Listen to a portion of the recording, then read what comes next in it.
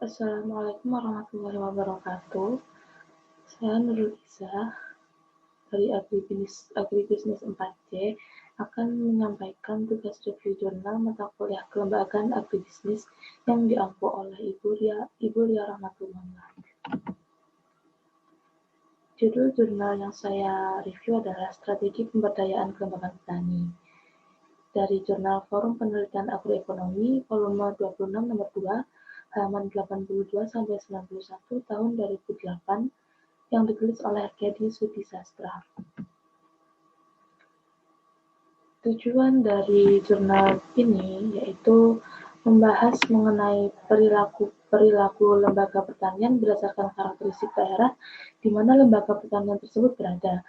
Kemudian merinci tentang fungsi dan peran elemen-elemen kelembagaan terkait pembangunan sektor pertanian, serta pengaruhnya terhadap proses perkembangan lembaga dan organisasi petani di berbagai daerah. Kemudian mengkaji interaksi antara elemen upaya pemberdayaan kelembagaan petani dan pertanian yang diharapkan dapat membantu para penyusun kebijakan dalam menentukan arah kebijakan dalam pembangunan pertanian di Indonesia berdasarkan karakter teknososial masyarakat petani.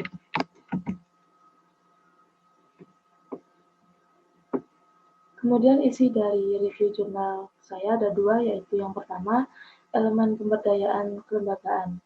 Konsep lembaga lebih banyak diartikan sebagai organisasi formal maupun non-formal. Padahal selain dapat diartikan sebagai organisasi, lembaga juga dapat disebut tata peraturan seperti hukum, sistem perpajakan, tata kelakuan, dan lain-lain. Dalam konteks pertanian, lembaga mendapat pemahaman terminologi lokal. Hal ini berkaitan dengan kedaerahan di mana lembaga tersebut berada, baik itu dari segi kultur, adat istiadat, dan norma-norma lain yang berlaku pada daerah tersebut. Struktur kelembagaan petani dilengkapi dengan lembaga-lembaga produksi yang disesuaikan dengan kebutuhan kegiatan produktif pertanian. Selain itu, kepemimpinan menjadi hal yang penting dalam keberlangsungan hidup suatu lembaga. Kepemimpinan merupakan celah masuk untuk memberdayakan, menata, dan mempertahankan kelangsungan hidup lembaga tersebut. Norma dan adat istiadat juga memegang peran penting dalam sebuah lembaga. Pada dasarnya, setiap keputusan yang diambil disesuaikan dengan norma dan adat istiadat yang berlaku di masyarakat. Sebuah lembaga pertanian harus patuh terhadap setiap norma dan adat istiadat yang berlaku di masing-masing daerahnya. Selain itu, lembaga pertanian juga harus memiliki toleransi sosial. Toleransi sosial dimaksudkan untuk memasukkan nilai-nilai eksternal yang dirasa dapat membantu perkembangan lembaga pertanian tersebut. Semakin tinggi toleransi sosial, semakin tinggi pula tingkat toleransi masyarakat dan lembaga sosial terhadap nilai-nilai yang masuk.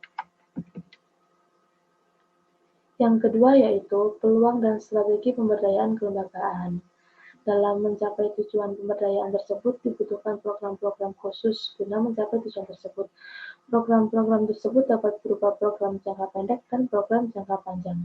Pendekatan yang dapat dilakukan yaitu dilakukan dengan cara pendekatan secara komunitas. Pendekatan ini juga memiliki tahap-tahapan yang cukup kompleks, mulai dari tahap diagnostik yang bertujuan untuk menganalisis situasi-situasi yang berkembang di masyarakat. Tahap selanjutnya adalah tahap perancang bangun. Pada tahap ini, peran lembaga pembinaan dan penyuluhan meningkat. Dengan politis, lembaga tersebut mulai berperan dalam hal koordinasi dan administrasi kewilayahan. Tahap selanjutnya yaitu berkaitan dengan paradigma perubahan. Paradigma yang dapat dibentuk dapat berupa evolutif dan revolutif. Evolutif berarti perubahan sesuai dengan dinamika perkembangan suatu masyarakat yang berlaku secara bertahap dan dengan jangka waktu yang cukup panjang. Sementara revolusi dimanifestasikan sebagai pendekatan dan perubahan yang dilakukan dalam jangka waktu yang cepat. Dalam paradigma di atas, hendaknya masyarakat dilibatkan aktif dalam hal perubahan tersebut. Kesimpulan dari review jurnal yang saya review yaitu yang pertama, setiap upaya dan strategi pemberdayaan kelembagaan petani memiliki keterkaitan kuat dengan kondisi sosio-teknis komunitas petani.